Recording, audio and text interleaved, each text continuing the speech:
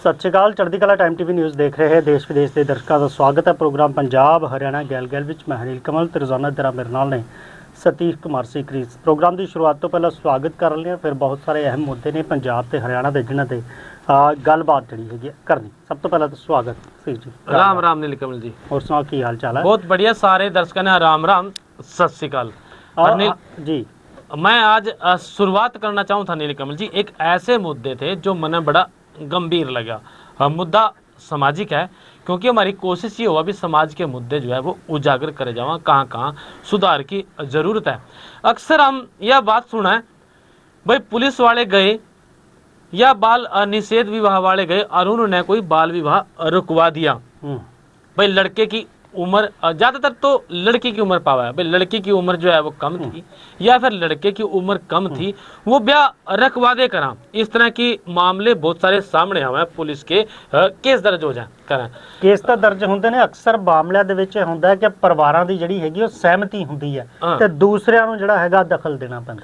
कई बार अब एक मामला नीलकमल जी ऐसा सामने आया जड़ा परिवार भी सहमत नहीं थे और लड़का और लड़की दोनों की जो उम्र थी वह जो है उनकी उम्र थे जो ब्याह करने की उम्र है उससे कम थी। करनाल की यह बात है और करनाल के बांसो गेट क्षेत्र में नीलकमल जी घर वालों की मर्जी के खिलाफ एक नाबालिग लड़के ने और लड़की ने जो है शादी कर ली। अब यह शादी किस तरह हुई, इस बात पर सवालिया निशान है। भाई क्या वो शादी मंदिर में जाकर करी? क्योंकि कोर्ट में कचहरी में तो यह शादी हो नहीं सकती, ओढ़े तो दस्तावेज मांगे जाए और दस्तावेज जो है वो पूरे थे नहीं। अब जो है दोनों की जो उम्र थी वह निर्धारित उम्र से कम थी। अब इस मामले में पुलिस ने जो है केस दर्ज कराया। 2006 की धारा 10 और धारा 11 के तहत पुलिस ने जब मामला दर्ज कराया बाल विवाह निषेध अधिनियम के तहत। इसमें जो संरक्षण एवं बाल विवाह का निषेध अधिकारी है नीलकमल जी, उसकी ओर से एक एसपी को नाबालिग लड़की के ब्याह की जो शिकायत थी वो लिखित में दी गई और जांच के दौरान पाया गया भाई लड़की और लड़का जो है वो दोनों नाबालिग है। लड़की के पिता और लड़के के पिता के वो जो बयान थे वो दोनों के दर्ज करे गए, उनके दस्तावेज लिए गए और दस्तावेज जो लड़की की जन्म तिथि थी वो थी 3 अप्रैल 2009 और लड़के की थी 20 सितंबर 2008।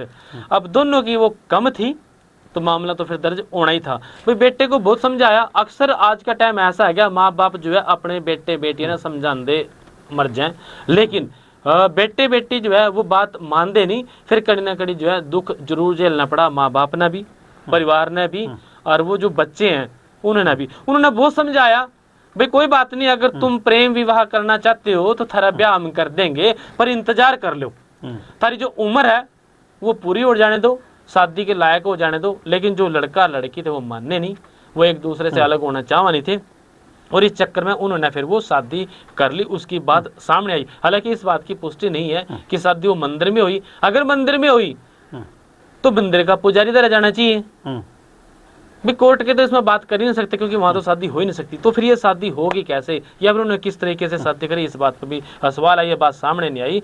तो नीलकमल जी जो स्कूल की उनकी 10वीं के सर्टिफिकेट थे वो जांचे के, उसमें पता लगा भी उम्र जो है वो कम थी। जिस तरह का मैंने बताया परिवार ने टाइम मांगा था, भाई टाइम दे दो 1 साल का, पर बच्चे जो है वो मानने नहीं। उन्होंने घर एक चिट्ठी लिख कर छोड़ दी और उसमें क्या है कि लड़की से ही शादी करूंगी जिस लड़के की बात चल रही थी। और उसके बाद वो अपना घर में जो है हाथ से लिखा एक पत्र छोड़कर चली गई और 20 मार्च 2026 को लड़के ने लड़की से शादी कर ली। 20 मार्च 2026 की बात है नीलकमल जी। तो जानकारी के अनुसार जो है जो बात है नीलकमल जी 4-5 दिन के बाद मिली और उसके बाद शादी और उनका जो है पत्नी रिश्तेदारों ने उसका कोई हाथ नहीं था, किसी का कोई सहयोग नहीं था, पर शादी कर ली। बात पुरानी है लेकिन बात जो है ये हमारे सामने आएगी, इसकी चर्चा करना बड़ा जरूरी था क्योंकि घर में जब इस तरह की बात हुआ तो घर के लोग तनाव में आ जाएं। कई बार तो ऐसी नौबत भी आओ भाई बीमार हो जाएं, सदमे में लोग, पत्नी जो है उसकी बीमार रहने लगी और उनकी पत्नी जो है शर्म के कारण जो मायके चलेगी, जबकि उनके बेटे की किडनी की जो है वो बीमारी है। मतलब कई तरह की घर में और एक दिक्कत तो ये थी, दूसरी भी दिक्कत पैदा आ जा, लोग जो है अपने अपना शर्मिंदगी महसूस करने लग जाए। क्यों महसूस करा? क्योंकि जो हमारे बेटा और बेटी हैं उनके जो काम है कड़ी ना कड़ी में जो है गलत साबित हो जा। जो लड़के के पिता है उसके हिसाब से अगर बात करें तो 2 बेटे हैं। बड़े बेटे की उम्र 21 साल है और जबकि एक छोटा बेटा है। लड़के के पिता ने अपनी मर्जी के साथ जो है 20 मार्च 2026 को उसने जो है वो शादी कर ली थी नीलकमल जी। तो इस तरह की बातें सामने आवा। हालांकि आजकल सर्टिफिकेट हुआ, आधार कार्ड हुआ, जिसमें तो जांच का पता लग जा। मतलब ये गुंजाइश नहीं होती भाई हमारे छोरे की उम्र जो है 2 दिन आगे पीछे, क्योंकि आजकल तो स्टिक डेट ऑफ बर्थ सामने आ जाती है। ਬਿਲਕੁਲ ਡੇਟ ਆਫ ਬਰਥ ਸਰਟੀਫਿਕੇਟ ਨੇ ਉਹਨਾਂ ਤੋਂ ਜਾਂਚੇ ਜਾ ਸਕਦਾ, ਬਹੁਤ ਸਾਰੀਆਂ ਚੀਜ਼ਾਂ ਨੇ ਜਿਹਦੇ ਜਾਂਚੇ ਜਾ ਸਕਦੀਆਂ। ਪਰ ਵੱਡੀ ਗੱਲ ਇਹ ਹੈ ਕਿ ਅਕਸਰ ਇਸ ਉਮਰ ਦੇ ਵਿੱਚ ਨੌਜਵਾਨ ਮੁੰਡੇ ਕੁੜੀਆਂ ਜਿਹੜੇ ਨੇ ਉਹ ਘਰੋਂ ਦੌੜ ਜਾਂਦੇ ਨੇ। ਕਈ ਵਾਰ ਤਾਂ ਪਰਿਵਾਰਾਂ ਦੀ ਸਹਿਮਤੀ ਹੁੰਦੀ ਹੈ ਵੀ ਆਪਸ 'ਚ ਵਿਆਹ ਕਰਵਾ ਦਿੱਤਾ ਜਾਵੇ, ਪਰ ਇੱਥੇ ਜਿਹੜੀ ਚਰਚਾ ਇਸ ਕਰਕੇ ਉਹ ਬਣ ਗਈ ਕਿ ਦੋਨੋਂ ਨਾਬਾਲਿਗ ਘਰ ਤੋਂ ਦੌੜ ਗਏ, ਵਿਆਹ ਵੀ ਕਰਵਾ ਲਿਆ। ਪਰ ਜਦੋਂ ਸ਼ਿਕਾਇਤ ਵਿਆਹ ਰੋਕੂ ਜਿਹੜਾ ਅਧਿਨਿਯਮ ਅਧਿਕਾਰੀ ਨੇ ਉਹਨਾਂ ਦੇ ਕੋਲ ਪਹੁੰਚੀ ਤੇ ਉਹਨਾਂ ਨੇ ਫਿਰ ਇਸ ਪੂਰੇ ਮਾਮਲੇ ਦੀ ਜਦੋਂ ਜਾਂਚ ਕੀਤੀ, ਪੂਰੇ ਦਸਤਾਵੇਜ਼ ਪੜਤਾਲੇ ਗਏ ਤੇ ਦੋਨੋਂ ਜਿਹੜੇ ਲੜਕੀ ਅਤੇ ਲੜਕਾ ਹੈ ਉਹਨਾਂ ਦੀ ਉਮਰ ਉਹ ਘੱਟ ਨਿਕਲੀ ਹੈ। ਵਿਆਹ ਦੀ ਜਿਹੜੀ ਹੈਗੀ ਹੈ ਕਾਨੂੰਨੀ ਤੌਰ ਤੇ ਜਿਹੜੀ ਉਮਰ ਸਰਕਾਰ ਦੇ ਵੱਲੋਂ ਕਾਨੂੰਨ ਦੇ ਵਿੱਚ ਨਿਰਧਾਰਿਤ ਉਹ ਕੀਤੀ ਗਈ ਹੈ। ਇਸੇ ਨੂੰ ਲੈ ਕੇ ਹੁਣ ਜਿਹੜਾ ਹੈਗਾ ਧਾਰਾ 10 ਅਤੇ 11 ਜਿਹੜੀ ਹੈਗੀ ਆ ਬਾਲ ਵਿਵਾਹ ਅਧਿਨਿਯਮ ਜਿਹੜਾ ਹੈ ਨਿਸ਼ੇਧ ਅਧਿਨਿਯਮ ਹੈਗਾ ਉਹਦੇ ਤਹਿਤ 10-11 ਧਾਰਾ ਦੇ ਤਹਿਤ ਮਾਮਲਾ ਉਹ ਦਰਜ ਕਰ ਲਿਆ ਗਿਆ ਤੇ ਪੁਲਿਸ ਨੂੰ ਇਸ ਮਾਮਲੇ ਦੀ ਹੁਣ ਜਾਂਚ ਉਹ ਸੌਂਪ ਦਿੱਤੀ ਗਈ। ਆਖਰ ਵਿਆਹ ਕਿੱਥੇ ਹੋਇਆ, ਕਿੰਨੇ ਕਰਵਾਇਆ, ਇਹ ਸਾਰੀਆਂ ਚੀਜ਼ਾਂ ਜਿਹੜੀਆਂ ਨੇ ਉਹ ਹੁਣ ਇਹਦੇ ਵਿੱਚ ਉਹ ਜਾਂਚੀਆਂ ਜਾਣਗੀਆਂ। ਇੱਕ ਚੀਜ਼ ਇਹ ਜ਼ਿਕਰ ਕਰਦੇ ਆ ਕਿ ਅਕਸਰ ਕਿਸਾਨਾਂ ਦੀ ਆਪਾਂ ਜ਼ਿਕਰ ਕਰਦੇ ਆ, ਆਉਣ ਵਾਲੇ ਸਮਿਆਂ ਦੇ ਵਿੱਚ ਜਿਹੜੀ ਹੈਗੀ ਆ ਖਾਦਾਂ ਦਾ ਜ਼ਿਕਰ ਕਰਦੇ ਆ ਕਿ ਖਾਦ ਦੀ ਜਿਹੜੀ ਹੈਗੀ ਲਗਾਤਾਰ ਕੀਮਤਾਂ ਜਿਹੜੀਆਂ ਨੇ ਉਹ ਸਰਕਾਰ ਜਿਹੜੀ ਹੈਗੀ ਆ ਵਧਾ ਦਿੰਦੀ ਹੈ। ਪਹਿਲਾਂ ਤਾਂ ਖਾਦ ਦੀ ਕੀਮਤ ਜਿਹੜੀ ਹੈਗੀ ਆ ਅਕਸਰ ਜਿਹੜੀ ਹੈਗੀ ਖਾਦ ਉਹ ਨਹੀਂ ਮਿਲਦੀ, ਫਿਰ ਜਿਹੜੀ ਹੈਗੀ ਆ ਫਰਟੀਲਾਈਜ਼ਰ ਦੀਆਂ ਕੀਮਤਾਂ ਵੀ ਵਧਾ ਦਿੱਤੀਆਂ ਜਾਂਦੀਆਂ, ਜਿਹਦੇ ਨਾਲ ਕਿਸਾਨਾਂ ਦੇ ਜਿਹੜੇ ਹੈਗੇ ਆ ਉਹ ਖਰਚੇ ਉਹ ਵੱਧ ਜਾਂਦੇ ਨੇ। ਹੁਣ ਸਤੀਸ਼ ਜੀ ਜਿਹੜੀ ਹੈਗੀ ਆ ਕਿਸਾਨਾਂ ਨੂੰ ਇੱਕ ਹੋਰ ਵੱਡਾ ਜਿਹੜਾ ਝਟਕਾ ਲੱਗਿਆ ਹੈਗਾ ਕਿ ਖਾਦ ਦੀ ਕੀਮਤ ਦੇ ਵਿੱਚ ਜਿਹੜੀ ਹੈਗੀ ਆ ਸਰਕਾਰੀ ਉਹ 1100 ਰੁਪਏ ਪ੍ਰਤੀ ਕੁਇੰਟਲ ਦੀ ਜਿਹੜੇ ਹੈਗਾ ਉਹ ਵਾਧਾ ਜਿਹੜਾ ਹੈਗਾ ਉਹ ਕਰ ਦਿੱਤਾ ਗਿਆ ਹੈ। 2017 ਦੇ ਵਿੱਚ ਜੇ ਆਪਾਂ ਮਤਲਬ 2025 ਦੇ ਵਿੱਚ ਗੱਲ ਕਰੀਏ ਤਾਂ 1700 ਰੁਪਏ ਪ੍ਰਤੀ ਗੱਟਾ ਜਿਹੜੀ ਕੀਮਤ ਸੀਗੀ ਤੇ ਹੁਣ ਮੌਜੂਦਾ ਜਿਹੜੀ ਕੀਮਤ ਹੈ 2250 रुपए जड़ी हैगी है वो। नीलकमल जी यह बात हमने क्लियर जरूरी करनी पड़ेगी कि हम कौन सी खाद की बात कर रहे हैं। एक खाद हुआ नाइट्रोजन और एक खाद हुआ डीएपी। तो डीएपी की अगर हम बात करें तो डीएपी का जो कट्टा है वो पहले से ही जो है 1200 के आसपास का बिकने लग रहा है। तो जो क्विंटल की आप बात करने लग रहे हैं वो क्विंटल हो सकता है कि नाइट्रोजन खाद की आप बात कर रहे हो। बिल्कुल बिल्कुल जी हैगी है ये जी हैगी है ਇਹਦੇ ਵਿੱਚ ਪ੍ਰਧਾਨ ਮੰਤਰੀ ਜਨ ਉਬਰਤ ਪਰਿਯੋਜਨਾ ਹੈਗਾ ਭਾਰਤ NPK ਜਿਹੜੀ ਹੈਗੀ ਹੈ ਇਹ ਇੰਪੋਰਟਡ ਜਿਹੜੀ ਖਾਦ ਉਹਦਾ ਜ਼ਿਕਰ ਹੈਗਾ ਤੇ ਇਹਦੇ ਵਿੱਚ ਜਿਹੜੀ ਹੈਗੀ ਖਾਦ ਦੀਆਂ ਕੀਮਤਾਂ ਹੁਣ ਵਧਾਈਆਂ ਉਹ ਗਈਆਂ ਨੇ ਕਿਉਂਕਿ 2250 ਰੁਪਏ ਪ੍ਰਤੀ ਗੱਟਾ ਜਿਹੜੀ ਹੈ ਇਸ ਵੇਲੇ ਉਹ ਕੀਮਤ ਉਹ ਹੈਗੀ ਹੈ। ਚਲਤੇ ਰਹੋ ਜੀ ਬਿਲਕੁਲ। ਇਹਦੇ ਵਿੱਚ ਨਾਲ ਜਿਹੜੀ ਹੈਗੀ ਕਿਸਾਨਾਂ ਨੂੰ ਲੈ ਕੇ ਇਹਦੇ ਵਿੱਚ ਕੰਪਨੀਆਂ ਦੇ NPK ਖਾਦ ਜਿਹੜੀ ਗ੍ਰੇਡ ਹੈਗੀ ਆ ਉਹਦੇ ਵਿੱਚ ਜਿਹੜੀ ਇਹ ਵਾਅਦਾ ਕੀਤਾ ਗਿਆ ਤੇ DAP ਖਾਦ ਨਾਲੋਂ ਵੱਧ NPK ਖਾਦ ਦੀ ਜਿਹੜਾ ਹੈਗੀ ਆ ਉਹ ਵਰਤੋਂ ਜਿਹੜੀ ਹੁੰਦੀ ਹੈ ਉਹ ਇਸ अब बात हो रही है आगे नीलकमल जी नाइट्रोजन जब खेत में बिजाई करनी हो खासकर गेहूं की तब जो है DAP खाद वो डाल लिया जावा। और DAP खाद डालना जो है किसान बड़ा जरूरी समझा और उस टाइम जो है इसकी शॉर्टेज भी हो जाए। आजकल की सरकारों के टाइम की बातें होने लगी। हाँ अब आपने बात करी NPK ये NPK भी जो भाई DAP की तरह इसने मान लो इसी की तरह काम करा। और ये NPK थोड़ी सस्ती हुआ करा थी लेकिन अब जो आपने जानकारी दी भैया अब यह क्विंटलों के हिसाब से महंगी होगी। 2200 रुपये का आपने रेट बताया। आधे कट्टे की बात करें 50 किलो लगभग 1100 के आसपास की होगी। जबकि ये जो NPK खाद थी यह सस्ती हुआ करा थी। इसका मतलब खाद में उछाल आ गया। और भाई जब DAP मिलना बंद हो गया या DAP महंगा था तो ऑप्शन में किसानों ने NPK खाद को ले लिया, उसकी बरतों करने लग गए। चाहे फिर वो गेहूं की बात हो या जीरी की बात हो। हालांकि जब गेहूं में खाद घेरते हैं DAP तो उसके बाद किसानों को जीरी में खाद घेरने की जरूरत होती नहीं। मतलब काम चल सकता है 20-25% तक जो मात्रा है वो खेत में रह जाती है जो हमारे जीरी काम आ जा। लेकिन किसान है उसका दिल ठुकदा नहीं तो वो जो है कट्टा या फिर आधा कट्टा जो है DAP का या फिर एनपीके की कह लो, वो जो है जीरी के टाइम में भी गिरा है। ऐसे में दोनों खाद की जो मात्रा है वो ज्यादा यूज होने लगी, कंज्यूमर जो है वो ज्यादा होने लगे। एक तो बात यह है कि कट्टा जो है जो उसकी डीएपी के दूसरे कट्टे की बात करते हैं 45 किलो का वो कर दिया नीलकमल जी। अब किसानों ने अपनी पूर्ति करनी है, वो उसकी मात्रा बढ़ा लें, क्योंकि रखना उसी लेवल पे जो ना गिरना चाह रहे। अब इसमें जो है डीएपी और एनपीके के जो बात करने लग रहे, तो इसमें फर्क इस बात का है नीलकमल जी कि किसान ये बात समझने को तैयार नहीं है भाई दोनों चीजें एक हैं, भाई एक ही चीज के पीछे पड़ जाए और उसका जो फिर रेट स्वाभाविक रूप से बढ़ेगा। जिस चीज की मार्केट बढ़ेगी उस चीज की फिर जो है कीमत भी बढ़ेगी। पहले डीएपी डालेगा थे, फिर एनपीके। अगर ऑप्शन में एनपीके खाद आई है तो उसका मात्रा में उसी तरीके से प्रयोग, भाई जिसने डीएपी मिल रही है डीएपी गिर लो, एनपीके मिल रही है एनपीके गिर लो। तो इस तरह की बात है निरकुल जी, ये तो उससे भाई सिद्धांत है इकोनॉमिक्स का, जिस चीज की जरूरत ज्यादा है उसकी वैल्यू बढ़ेगी बढ़ेगी। तो यहाँ पे यही बात है भाई, जब जरूरत बढ़ी तो कीमत बढ़ा दी, कीमत वध गई ਤੇ ਇਹਦੇ ਨਾਲ ਜਿਹੜਾ ਹੈਗਾ ਆਰਥਿਕ ਬੋਝਤਾ ਜਿਹੜਾ ਹੈਗਾ ਉਹ ਵਧਿਆ ਹੀ ਹੈਗਾ। ਇਸ ਨੂੰ ਲੈ ਕੇ ਜਿਹੜੀ ਚੀਜ਼ਾਂ ਹੈਗੇ ਕਿ ਇਹਦੇ ਕਰਕੇ ਬਾਹਰੋਂ ਕਿਉਂਕਿ ਖਾਦ ਜਿਹੜੀ ਹੈਗੀ ਜ਼ਿਆਦਾ ਇੰਪੋर्ट ਕਰਨੀ ਪੈਂਦੀ ਹੈ। सरकारां दावे करें किसान की आमदनी दुगनी और तिगनी करने का, लेकिन खर्चे की तरफ कोई नहीं देखता भी खर्चा भी दुगने तिगने होने लग रहे। बैलेंस देखो भाई, खेत में थे बच के रहे। अगर हम ठेकेदारी की बात करें, जो आदमी के पास जमीन नहीं है और वो खेती बाड़ी जुड़ का अपना काम धंधा करना चाहे, भाई चलो हम अपना गुजारा करेंगे, भाई आज के टाइम में कम से कम 60,000 रुपये से कम तो किला नहीं मिलता। कम से कम की बात कर रहा है मैं, मरे थे मरेगी। और भाई उसके ऊपर से फिर वो खर्चे हैं, और वो खर्चे भी जो है 30,000 के आसपास निकल जी खर्चे भी जमा, तो 90,000। और जीरी बासमती का जो क्राइटेरिया है वो देश में घटता जाने लग रहा। बासमती के नाम पे भारत की पहचान थी। अब ये बात चल गई आपकी खाद की, मेरे बीच में बात याद आ गई, बात तो दूसरी होगी निकल जी। बासमती के नाम पे पहचान थी, लेकिन ऐसा क्षेत्र है त्रोड़ी ने धान का कटोरा कह कर थे, आसपास जो है उसके धान पैदा हो कर थी बासमती जीरी। और जो है सालर है कम से कम 150 से 200 सालर है तरावड़ी में अकेले। तो धान कटोरा कह कर थे, उसमें जो है चावल की पैदावार हो कर थी।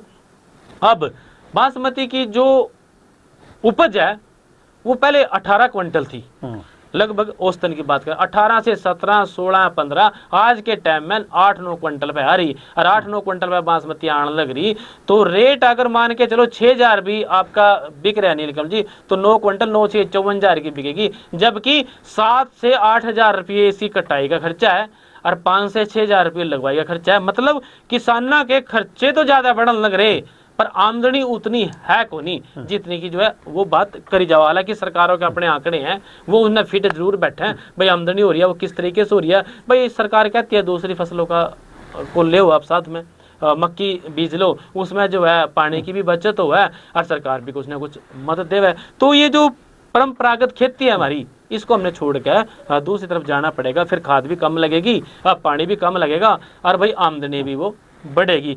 सरकार भरपाई करता कई बार, और कई बार भाई कुछ खेत में से भी निकलिया हुआ।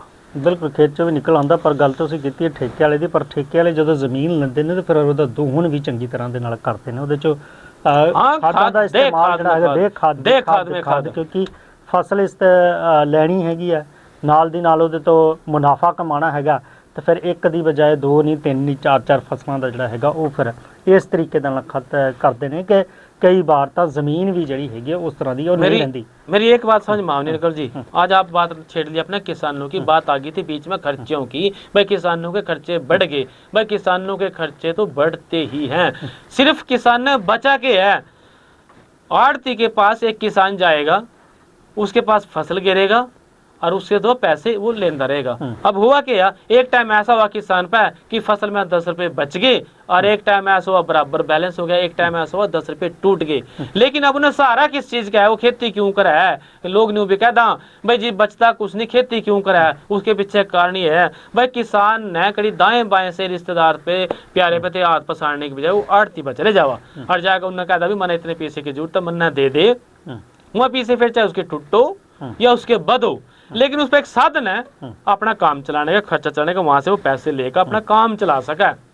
इस नाते यू चस्का पड़ रहा है खेती का। यानी तो भाई जिस तरीके से हम खेती करने लग रहे पहले वाले तरीके थे, उस तरीके से तो खेती जो है घाटे का सौदा ही बनती जाने लग रही। बिल्कुल घाटे का सौदा तो बनती जा रही है। पर एक जिक्र कर लीए जाते जाते ਹਰਿਆਣਾ ਦੇ ਪੰਜੋਖਰਾ ਸਾਹਿਬ ਵਿਖੇ ਜਿਹੜੀ ਹਰਿਆਣਾ ਸਿੱਖ ਗੁਰਦੁਆਰਾ ਪ੍ਰਬੰਧਕ ਕਮੇਟੀ ਦੇ ਵੱਲੋਂ ਜਾਂ ਹੋਰ ਜਥੇਬੰਦੀਆਂ ਦੇ ਵੱਲੋਂ ਬੀਤੇ ਦਿਨੀ ਜੋ ਅੰਬਾਲਾ ਦੇ ਵਿੱਚ ਹੋਇਆ, ਜਿਹੜੀ ਪੁਲਿਸ ਤੇ ਸੰਘ ਵਿਚਾਲੇ ਝਗੜਾ ਹੋਇਆ, ਕਿਉਂਕਿ ਪਹਿਲਾਂ ਗੁਰਸਿਮਰਨ ਸਿੰਘ ਮੰਡ ਹੈਗੇ ਨੇ, ਉਹਨਾਂ ਦੇ ਨਾਲ ਜਿਹੜੀ ਹੈਗੀ ਆ ਉਹ ਤਕਰਾਰ ਉਹ ਹੁੰਦੀ ਹੈ।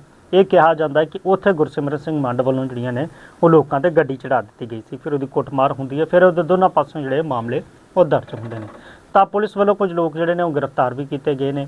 ਤਾਂ ਇਸ ਨੂੰ ਲੈ ਕੇ ਜਦੋਂ ਵਿਰੋਧ ਪ੍ਰਦਰਸ਼ਨ ਹੁੰਦਾ ਤਾਂ ਉਹਦੇ ਵਿੱਚ ਪੁਲਿਸ ਤੇ ਜਿਹੜੇ ਲੋਕ ਨੇ ਉਹ ਆਮੋ ਸਾਹਮਣੇ ਸਿੱਖ ਗੁਰਦੁਆਰਾ ਪ੍ਰਬੰਧਕ ਕਮੇਟੀ ਜਾਂ ਹੋਰ ਜਥੇਬੰਦੀਆਂ ਨੇ ਉਹ ਆਮੋ ਸਾਹਮਣੇ ਹੋ ਜਾਂਦੇ। ਹੁਣ ਇਹਦੇ ਵਿੱਚ ਮਾਮਲੇ ਜਿਹੜੇ ਨੇ ਹਰਿਆਣਾ ਸਰਕਾਰ ਦੇ ਵੱਲੋਂ ਵੀ ਦਰਜ ਕੀਤੇ ਗਏ ਨੇ। 25 ਤਰੀਕ ਨੂੰ ਜਿਹੜਾ ਹੈਗਾ ਉਹ ਫੇਰ ਤੋਂ ਜਿਹੜੀ ਹੈਗੀ ਆ ਉਹ ਕੋਲ ਪ੍ਰਦਰਸ਼ਨ ਦੀ ਦਿੱਤੀ ਗਈ ਸੀ ਹਰਿਆਣਾ ਸਿੱਖ ਗੁਰਦੁਆਰਾ ਪ੍ਰਬੰਧਕ ਕਮੇਟੀ ਦੇ ਵੱਲੋਂ। ਪਰ ਉਸ ਤੋਂ ਪਹਿਲਾਂ ਹੀ ਹਰਿਆਣਾ ਸਿੱਖ ਗੁਰਦੁਆਰਾ ਪ੍ਰਬੰਧਕ ਕਮੇਟੀ ਦੇ ਜਿਹੜੇ ਮੈਂਬਰ ਨੇ ਉਹਨਾਂ ਨੇ ਮੁੱਖ ਮੰਤਰੀ ਨਾਇਬ ਸੈਣੀ ਦੇ ਨਾਲ ਜਿਹੜੀ ਹੈਗੀ ਆ ਮੁਲਾਕਾਤ ਕੀਤੀ है। तो इस उनकी एग्जीक्यूटिव कमेटी और 49 कितने मेंबर हैं वो सारे के सारे जो है सीएम का मिले थे। बिल्कुल इस मीटिंग तो बाद ਜਿਹੜੀ ਹੈਗੀ ਆ ਹੁਣ ਸਹਿਮਤੀ ਇਹ ਬਣੀ ਹੈ ਕਿ ਜਿਹੜੇ ਮਾਮਲੇ ਨੇ ਉਹਨਾਂ ਨੂੰ ਜਿਹੜਾ ਹੈਗਾ ਜਿਹੜੇ ਜੇਲ੍ਹਾਂ 'ਚ ਬੰਦ ਨੌਜਵਾਨ ਨੇ ਉਹਨਾਂ ਨੂੰ ਕਾਨੂੰਨੀ ਪ੍ਰਕਿਰਿਆ ਦੇ ਤਹਿਤ ਜਿਹੜੇ ਮਾਮਲੇ ਨੂੰ ਖਤਮ ਕਰਕੇ ਬਾਹਰ ਜਿਹੜਾ ਹੈ ਉਹ ਲਿਆਂਦਾ ਜਾਵੇਗਾ। ਤੇ ਇਸ ਤੋਂ ਇਲਾਵਾ ਮਾਮਲੇ ਜਿਹੜੇ ਦਰਜ ਕੀਤੇ ਗਏ ਨੇ ਉਹ ਵੀ ਕਾਨੂੰਨੀ ਪ੍ਰਕਿਰਿਆ ਨੂੰ ਧਿਆਨ 'ਚ ਰੱਖਦੇ ਹੋਏ ਸਾਰਾ ਕੁਝ ਦੇਖ ਕੇ ਉਹ ਜਿਹੜੇ ਨੇ ਉਹ ਹੁਣ ਬੰਦ ਜਿਹੜੇ ਨੇ ਉਹ ਕੀਤੇ ਜਾਣਗੇ। ਤਾਂ ਇਸ ਆਸ਼ਵਾਸਨ ਤੋਂ ਬਾਅਦ ਜਿਹੜਾ 25 ਤਰੀਕ ਦਾ ਰੋਸ ਪ੍ਰਦਰਸ਼ਨ ਸੀਗਾ ਉਸ ਨੂੰ ਜਿਹੜਾ ਹੈਗਾ ਉਹ ਮੁਲਤਵੀ ਕਰ ਦਿੱਤਾ ਗਿਆ। ਜਗਦੀਸ਼ ਝੀਂਡਾ ਹੋਣਾ ਨੇ ਇਹ ਕਿਹਾ ਕਿ ਜਿਹੜੀ ਮੀਟਿੰਗ ਹੈ ਉਹ ਬੜੇ ਸੁਖਾਵੇਂ ਮਾਹੌਲ 'ਚ ਹੋਈ ਹੈ, ਬਹੁਤ ਸਾਰੀਆਂ ਚੀਜ਼ਾਂ ਦੇ ਉੱਤੇ ਜਿਹੜੀ ਸਹਿਮਤੀ ਬਣੀ ਹੈ, ਆਸ਼ਵਾਸਨ ਜਿਹੜਾ ਹੈਗਾ ਮੁੱਖ ਮੰਤਰੀ ਨੇ ਉਹ ਦਿੱਤਾ ਹੈ। ਤੇ ਇਹਦੇ ਨਾਲ ਉਹਨਾਂ ਨੇ ਇਹ ਵੀ ਅਪੀਲ ਕੀਤੀ ਹੈ ਕਿ 25 ਤਰੀਕ ਦੇ ਜਿਹੜੇ ਰੋਸ ਪ੍ਰਦਰਸ਼ਨ ਨੂੰ ਲੈ ਕੇ ਕਿਸੇ ਵੀ ਤਰੀਕੇ ਦੀ ਜਿਹੜੀ ਅਫਵਾਹ ਹੈਗੀ ਹੈ ਉਹਦੇ ਉੱਤੇ ਜਿਹੜਾ ਹੈਗਾ ਉਹ ਯਕੀਨ ਉਹ ਨਾ ਕੀਤਾ ਜਾਵੇ। बिल्कुल सूचना इस बात की भी है जो मंड है वो जो है लिखित में माफी मांग लेगा और उसके बाद जो ये प्रदर्शन की बात थी वो प्रदर्शन जो है रद्द रहेगा। सूचना इस बात की दी भी आग जो प्रदर्शन की काल थी वो नीलकमल जी होएगा नहीं। अब बात एक और है नीलकमल जी, मेरे जो दिमाग में बात आना रही, एक रोड़ा पीछे चला था किसानों का हांसी में जो है 15 अगस्त के आसपास की बात थी, वहाँ रोड़ा चला एक हत्या का मामला है। उस हत्या के मामले में दूसरी बात आपने करी है पंजोखरा साहब वाली। अब बात इसमें है भी उसमें भी सरकार ने ये कहा भी जो मामले थे वह रद्द कर दिए जाएंगे और इसमें भी मामले रद्द कर दिए जाएंगे। अब सवाल नीलकमल जी इस तरह का भी उठा है जिसकी चर्चा होने लग रही, हम अपने पे तो कुछ नहीं कहते लेकिन समाज में जो चर्चा हो उसका जिक्र हम जरूर करा। चर्चा इस बात की भी है भी जब इस तरह से मामले जो वापिस लिए जाने रहनगे तो फिर जो प्रदर्शनकारी हैं उनका हौसला तो बढ़ेगा। बिल्कुल कहीं ना कहीं मन में ये बात जरूर आएगी भी मामले तो बाद में वापस हो ही जाना है, मामले तो वापस करवा लेंगे, लगे रहो। अगर ये मामले गलत थे तो ये दर्ज क्यों करे, अगर ये सही थे तो फिर प्रक्रिया जो क्यों नहीं गुजर रहे, तो ये कानूनी प्रक्रिया से गुजर क्यों नहीं रहे, इनके पास फिर प्रेशर किस बात का नहीं। इस बात की भी चर्चा जो है कुछ लोग करते हैं जो अपने घरों में बैठे हैं और जब वो बाहर निकलते हैं और उनको दिक्कतों का सामना हुआ सड़कों पर और प्रदर्शनकारियों के चाहे वो देखो प्रदर्शन करना अधिकार है, कानून ने दे रखा, लेकिन दूसरा भी कोई परेशान नहीं होना चाहिए। ये वो लोग हैं जो परेशान हो जाए किसी कारण से फिर वो इस तरह की बातें भी जरूर करते हैं भाई जो है ना जब इस चीज से हौसला बढ़ेगा प्रदर्शनकारियों भी मुकदमे तो वापस हो ही जाने हैं तो फिर जो है अपना चक दो फट्टे। बिल्कुल बिल्कुल ये चीज़ ਜਿਹੜੀ क्योंकि बीते समय ਦੇ ਵਿੱਚ ਜਿਹੜੇ ਪ੍ਰਦਰਸ਼ਨ ਹੋਏ ਜਾਂ ਵਿੱਚੋਂ मामले ये किसी एक मामले को लेके नहीं है, ये एक आम धारणा है। बहुत सारी ਜਿਹੜੀਆਂ ਨੇ ਬੀਤੇ ਸਮਿਆਂ ਦੇ ਵਿੱਚ ਜਿਹੜੀਆਂ ਚੀਜ਼ਾਂ ਵੇਖੀਆਂ ਗਈਆਂ ਉਸ ਨੂੰ ਲੈ ਕੇ ਇੱਕ ਪਰਸੈਪਸ਼ਨ ਜਿਹੜੀ ਹੈਗੀ ਉਹ ਜ਼ਰੂਰ ਉਹ ਬਣ ਜਾਂਦੀ ਹੈਗੀ। एक छोटा सा जिक्र और करता नहीं जाते जाते जो है एक बड़ा प्रमुख मामला चल रहा है हरियाणा का करनाल में अर्स एनकाउंटर मामला। अर्स एनकाउंटर जो है एक रोड समाज से है, काले माजरे गांव का है वो, और एक जो है लड़का उसके साथ और था जिस पर जो है वीरू वाल्मीकि की हत्या का आरोप लग रहा। हत्या करी इस बात का आरोप है, लेकिन अब इसमें रोड़ा यूं पड़ रहा भाई पुलिस वालों ने इन लड़कियों को दिन में पकड़ लिया था और शाम में जो है इनका एनकाउंटर हो गया। अब वो एनकाउंटर जात था वो फेक हुआ। इस फेक एनकाउंटर को लेकर जो रोड समाज है वो अपनी कई दौर की जो है पंचायतें करने लग रहा है, मीटिंगें करने लग रहा है नीलकमल जी। और इस मामले को लेकर जिस तरह के आपने बताया भी ये हरियाणा वाले जो है मिले थे सीएम साहब से। तो ये हर्ष के जो प्रतिनिधि थे, हर्ष वाले मामले के जो रोड समाज के प्रतिनिधि थे, वीरू बाल्मीकि हत्याकांड के एनकाउंटर के बाद जो है वो जांच को लेकर वो जो है भी सीएम साहब से मिले थे। अब इसकी भी जो जांच है, मुख्यमंत्री नायब सिंह सैनी ने मामले की निष्पक्ष जांच करने का आश्वासन दिया और इसकी जो जिम्मेदारी है वो अतिरिक्त पुलिस महानिदेशक कानून और जो व्यवस्था के हैं संजय कुमार के नेतृत्व में कराने का जो फैसला है वो लिया गया। मुख्यमंत्री के निर्देश के बाद जो है पुलिस विभाग की ओर से इसके आदेश वो जारी कर दिए कि इस संबंध में बुधवार को समाज के जो प्रधान थे या जो दूसरे थे वो जांच के लिए उनको एक पत्र वो दिया गया निकम जी, और वो जो है सीएम साहब से मिले थे। 13 अगस्त को सीएम साहब से उन्होंने मुलाकात वो करी थी जी। बिल्कुल 13 अगस्त ਨੂੰ ਇਹ ਵੀ ਮੁਲਾਕਾਤ ਕੀਤੀ ਹੈ, ਪਰ ਹੋਰ ਗੱਲਾਂ ਨੇ ਜਿਨ੍ਹਾਂ ਤੇ ਗੱਲਬਾਤ ਕੀਤੀ ਜਾ ਸਕਦੀ ਹੈ, ਪਰ ਸਮੇਂ ਦਾ ਖਾਸ ਧਿਆਨ ਜਿਹੜਾ ਹੈਗਾ ਉਹ ਰੱਖਣਾ ਪਵੇਗਾ ਕਿਉਂਕਿ ਸਮਾਂ ਅੱਗੇ ਵਧਣ ਦੀ ਇਜਾਜ਼ਤ ਨਹੀਂ ਦਿੰਦਾ। ਫੇਰ ਮਿਲਾਂਗੇ ਇਸੇ ਪ੍ਰੋਗਰਾਮ 'ਚ, ਤਦ ਤੱਕ ਲਈ ਮੈਨੂੰ ਤੇ ਸਤੀਸ਼ ਕੁਮਾਰ ਸੀਕਰੀ ਨੂੰ ਦਿਓ ਇਜਾਜ਼ਤ। ਬਣੇ ਰਹੋ ਚੜ੍ਹਦੀ ਕਲਾ ਟਾਈਮ ਟੀਵੀ ਨਾਲ। सत श्री अकाल जी, राम राम।